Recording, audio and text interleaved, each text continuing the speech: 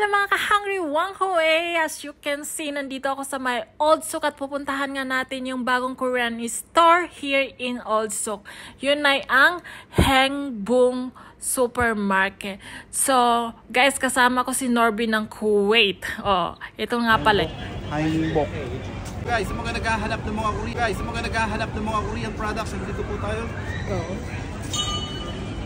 Sa Hengbung Supermarket. Ito si boss. Ito si boss. This is the boss.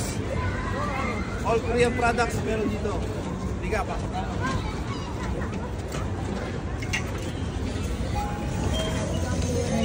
Ito na nga, sa mga kababayan ko na mahilig sa Korean food, Korean product, pumunta ka na dito sa may Hengbung Supermarket. Dito lang yan matatagpuan sa may Old Souk. Ang kagandahan nito, very affordable yung mga presyo nila. Pare Waltz, kung nanonood ka, para sa'yo to.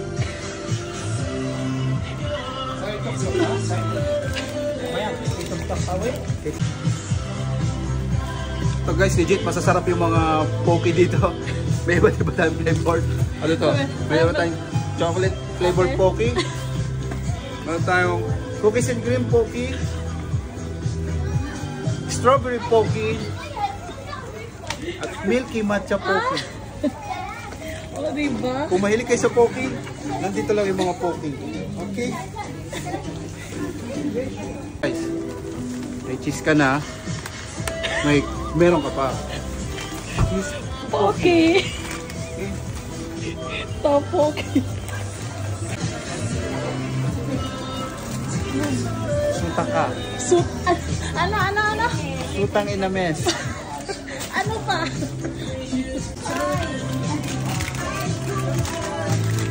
Ito sigurado guys.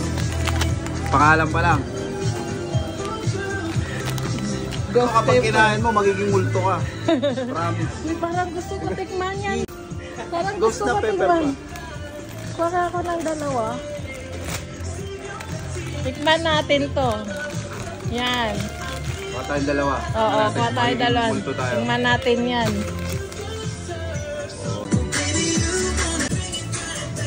Ay, kasi aduday na lang yung libo-vlog ko. Oh. Siyempre, nakalang-talent namin.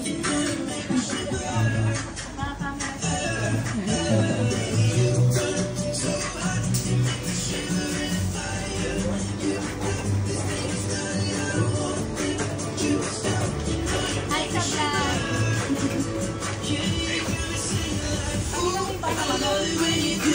Siyempre, ganyan, oh.